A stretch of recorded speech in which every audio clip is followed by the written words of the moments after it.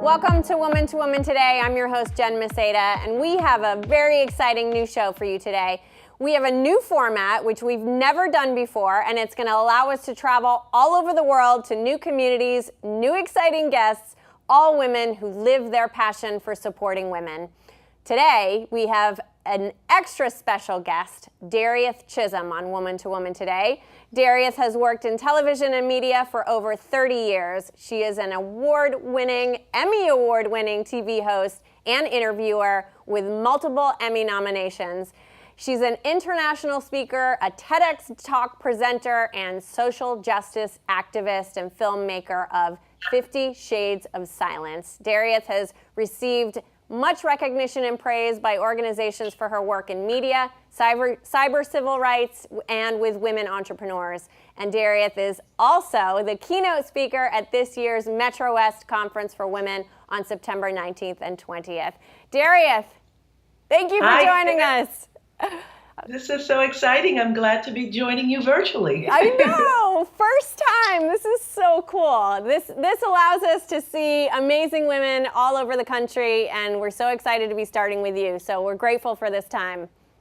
Absolutely. I'm grateful to be here. Thank you for having me. Good. Well, let's jump right in because we've got a short clip this time. We're doing this completely new format with Skype, but also a shorter format. So let's dive in with some information about you because you've got this amazing story. So I want to get to 50 Shades of Silence, definitely. Tell us the path to that and your experience in media and television. Well, I'll start with my experience in media and television, and that, as you mentioned, 30 years. Anchoring the news for the NBC affiliate in Pittsburgh, I've worked on multiple different projects, both in television, some in film, and production and commercials. So it's been a wonderful 30-year career in front of the camera in many instances. But I'm also an entrepreneur and a life and business coach. And so I support several women in their quest for visibility and using multimedia strategies to grow and expand their own businesses. So a great deal of my work is spent working with women entrepreneurs who really are looking to make a major impact with their business, their mission, their goals. And that's primarily the work that I do outside of traveling and speaking as well.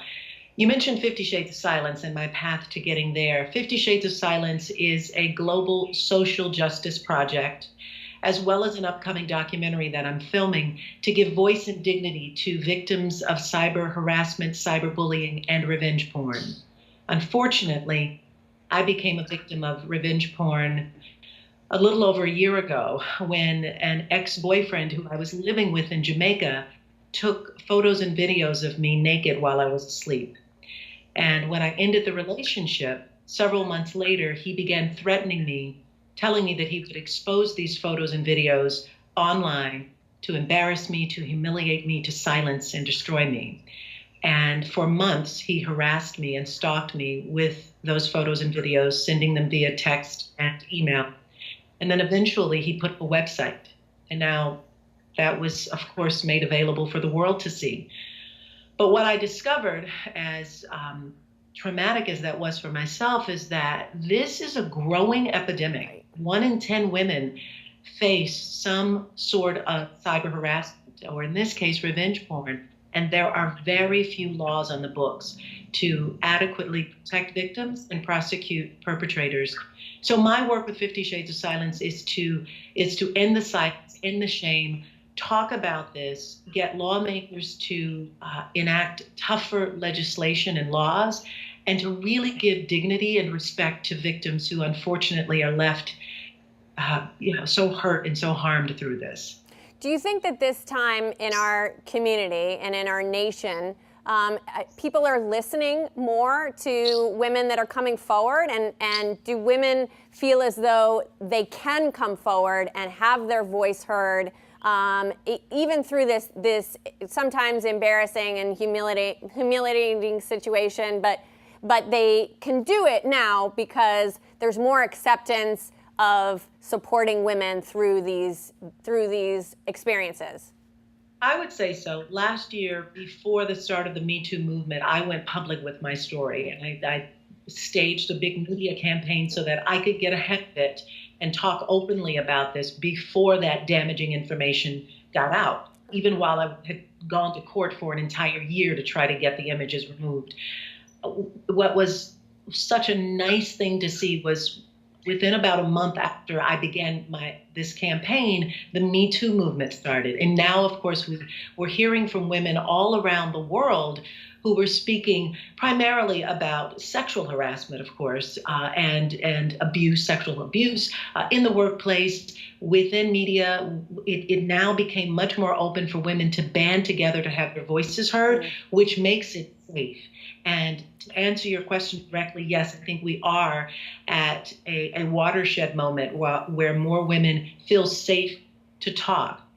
However, we are a long ways away from actually supporting women in a more dignified way. Certainly in cases where women are still afraid to come out for fear of any type of or backlash.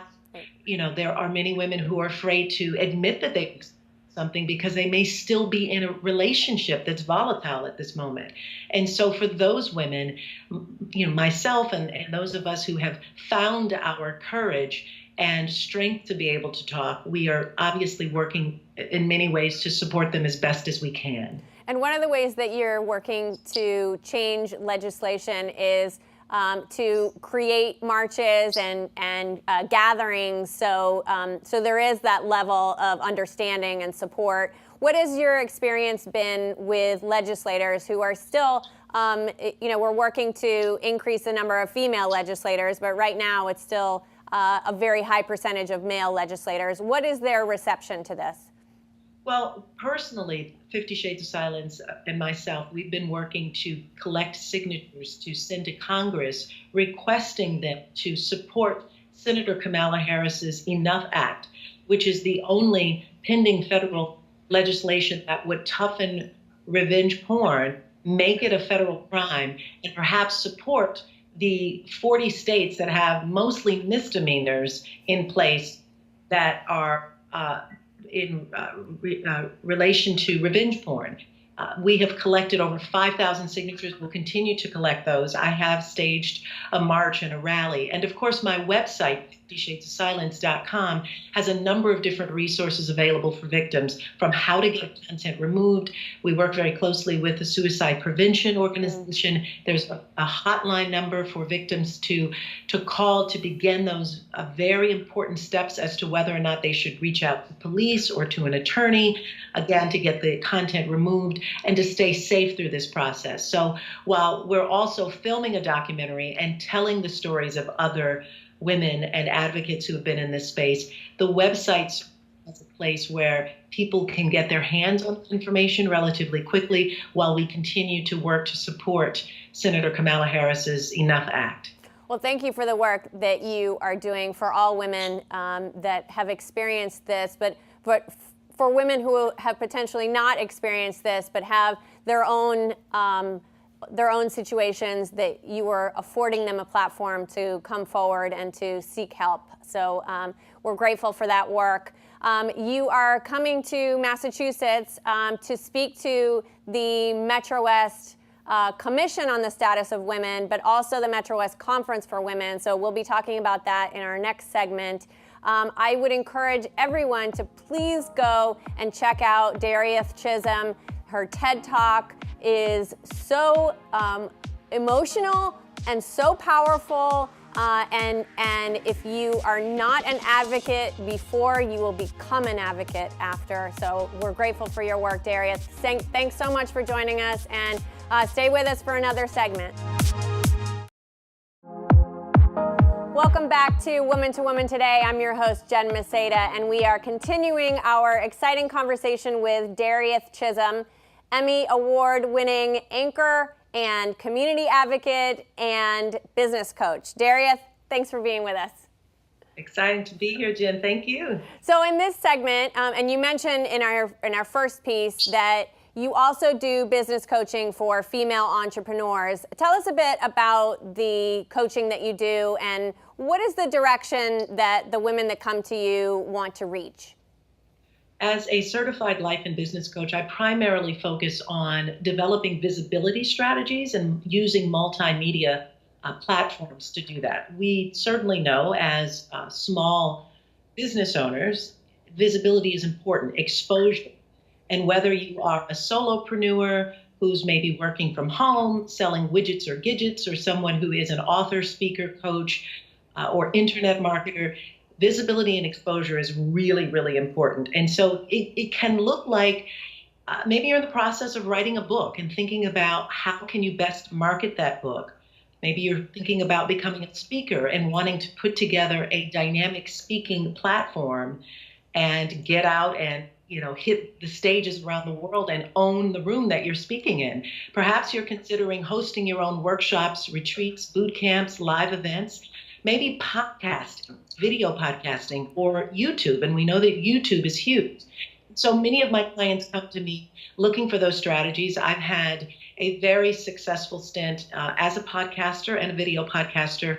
I have a YouTube channel and have spent a lot of time taking what I learned in television of 30 years of experience and then parlaying that into online video strategies. So more often than not, I'm working with my clients in any one of those capacities because I'm also a life coach. Sometimes some of my clients come to me and they are riddled with, or most of us are, this issue of being visible. And maybe they're challenged with actually owning their own voice and wanting to stop playing small and get out of hiding. And so before we can even put someone in front of a camera, we may need to work on some of those issues. So women really find a sense of confidence and creativity and clarity when they are on camera or on stage or in a conference of some sort. And I thoroughly enjoy helping a woman get past those internal blocks so that she can rise and shine as she gets her message into the world. I think that you're amazing in the way that you can speak, and if you can give us 3 common themes or 3 common tips or tactics that you use to really bring women to that voice. What do you typically say? I know every instance is different, right? Every client that you have is different. Well, part of it too is really understanding why. And when we get our heads wrapped around what is the purpose for you being more visible? What is it that you hope to achieve? Mm-hmm. Some women want that so that they can obviously share their brand, get more clients, more customers, make more money. That's the primary reason. And if we're clear about the why and how we're going to approach it, those are 2 of the most important things that we need to understand. Why are we doing this? And then what's going to be the best approach? Sometimes I think people get caught up with this idea that it might be, maybe I need a fancy camera or lights or, I need to go into a studio. And more often than not, that's not the case. We can put together very simple strategies that will allow someone to either, if they're interested in launching their own show, right? Whether it's on YouTube or on a podcast or a video podcast, and pulling together some very simple tools that you need in order to effectively create your own TV show, if that's what you're looking to do, or your own podcast. And so we look at what are some of those pieces, what's the content, what is the purpose of this show or the purpose of the podcast, right? Really getting clear and identifying who we're going to send this message to, why, and then of course, what's the platform. And then more often than not, working with women, we should always be looking at ways to monetize. This, very often becomes this issue of, let me spend a lot of money to become more visible with the intent to make money. But if there are ways that you can also monetize the platforms that you're using, that's great as well. And so in many instances, we look at ways to monetize platforms. So over the course of 30 years, I'm sure media has changed quite a bit. I know media has changed quite a bit. How do women stay on top of the technology that's coming out at such a rapid rate? And how do you stay just in the know so that you can direct your clients toward the most successful of these platforms? I invest in in lots of education.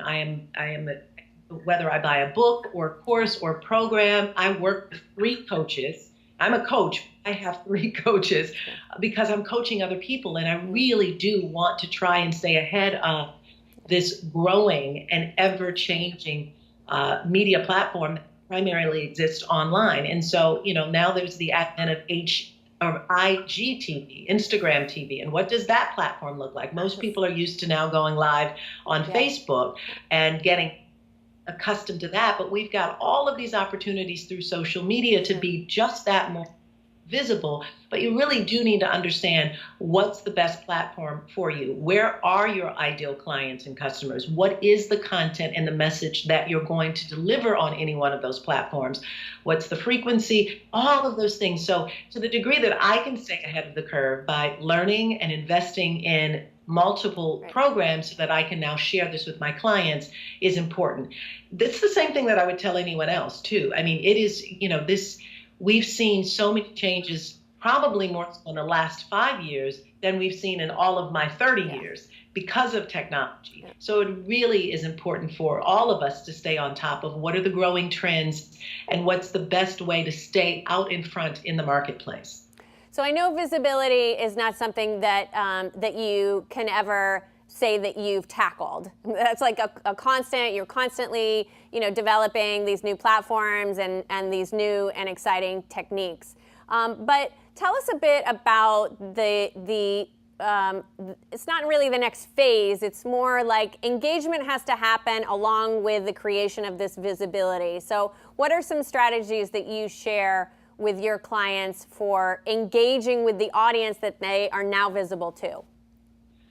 So there was this thought years ago that email marketing, having a big database, was the most important thing. And I still believe that, because once someone has opted in, they've watched you online, they've decided that they now want to receive emails from you, they're in your camp, so to speak. And as much as you've seen lower click-through rates, people still at least have given you their name and email and are familiar with you. You've got to figure out, how do I nurture those relationships? How do I stay engaged with them? How do I get them from the email and then back onto maybe a live stream or Facebook or into a Facebook community where you are more active as opposed to just sending an email? So gone are the days of, we'll send 1 email a month or 2 or 3 emails a month. It's send the email, but bring them back into full engagement using social media as best as possible. And, I can remember when Facebook came out, and I didn't want to be on Facebook. It took me years to decide to even want to be on Facebook. And I think women in my generation felt like, oh, we'll leave that up to the kids. And yet we've seen that just having organic traffic on social media can many times, particularly if you're a small business owner, lead to more ideal client customers. So you really do need to jump into this space if you're at all hesitant of doing that. There's other ways also to increase engagement. And I talked about podcasting and video podcasting and YouTube channels. People get to hear your voice. They get to see you. That content is evergreen. It stays out there for a very long time versus an email that may have gone to spam or got dropped off someplace else. So you really do want to make sure that you're utilizing other platforms and making that engagement be available on multiple platforms, your website, throughout social media, again, through a podcast. And then if you can get in front of people, I believe that, if we spend so much time online, but we don't engage with people face to face, networking, going to different events, hosting your own workshops, retreats, live events, there is, we have got to make sure that we keep those close connections, face-to-face hugs and handshakes in place, especially if you spend a lot of time online. So that's another way, again, to nurture your relationship with individuals face-to-face as well as online. Well, that's a perfect segue, because on September 19th and 20th, you are going to be in Massachusetts for the Metro West Conference for Women, and people can come and hear you talk. You're going to give the keynote address in the morning, so we're grateful for that. And they can also meet you on September 19th with the VIP reception. So thank you for coming on both of those days. Give us just a little sneak preview of what you're going to be talking about at the conference. Well, I am going to be bringing copies of my book, Hustle, Why Now is the Time to Unleash Your Passion. And I've given lots of great motivational and inspirational tips on how to be successful in business and in life. And I've also included some of the great information that I got out of 57 interviews with very powerful entrepreneurs. So their excerpts are also included in this book. So I'll have that.